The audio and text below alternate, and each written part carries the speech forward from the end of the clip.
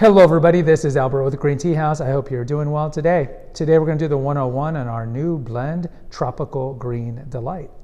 Now before I begin, if you haven't done so already, please visit Casey and I here at the tea store over outside of New Braunfels, Texas in Green, Texas.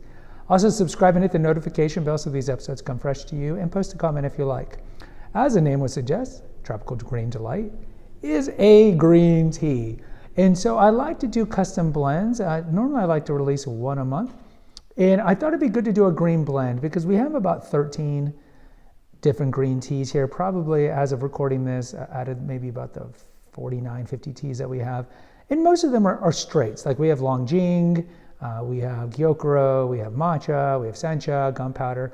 We do have some like blends for sure, like Genmaicha, which is half rice and half Sencha, Moroccan Mint, half peppermint, and half Gunpowder Green, and we have our own custom blend, Ginger Green. But I thought it'd be good to have a green blend, and I thought that kind of a summery, almost like a pina colada blend would be fun to do. So in the Tropical Green Delight, it has 4 basic ingredients.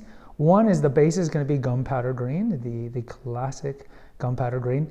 And if you don't know, this was named for the British because when you look at Gunpowder Green, it looks like the pellets of the old muskets. And especially if you get something like Imperial, which is very high-end Gunpowder Green, they can wrap those up to very, very tiny. So it's a classic 19th century green tea. And then what we do is we add lemongrass. Lemongrass is a great herbal, and it kind of brings a citrusy to it. If you look at lemongrass almost looks like pieces of wood, like really thin pieces of wood. And then we throw in the tropical ingredients, which are going to be pineapple and coconut. Now the coconut is dried, unsweetened coconut, and it brings a nice little aroma to it. And then the pineapple brings that tropical nature. So it is similar to a pina colada in many respects, but with no alcohol. So I thought it'd be fun to do a summer blend. And so many blends I think today are largely black teas, or maybe tisanes that are blended together. You don't see as many greens, and I just felt like there was a dearth of that. And I didn't want to do a green blend, let's say in the middle of winter, even though our Texan winters are like everybody else's springs.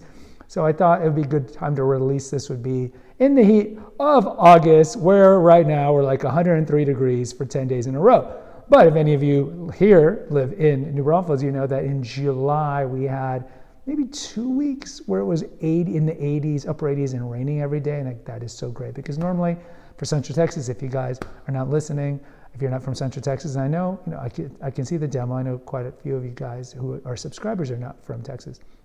It's very customary in Central Texas here to get, 90 days around 100 degrees or higher with no precipitation.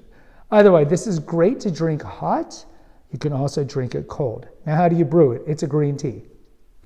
So as a green tea, you want to do it about 175.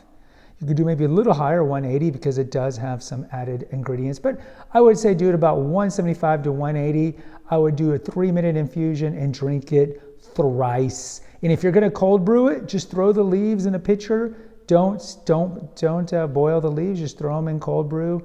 Let's say before you go to sleep, and then the next morning you're ready to go and drink it cold. And of course, you can add lemon, you can add honey, you can add sweetener if you like to it. So that's our Tropical Green Delight. Guys, post in the comments. I'd love to hear from you. Until next time, take care and God bless.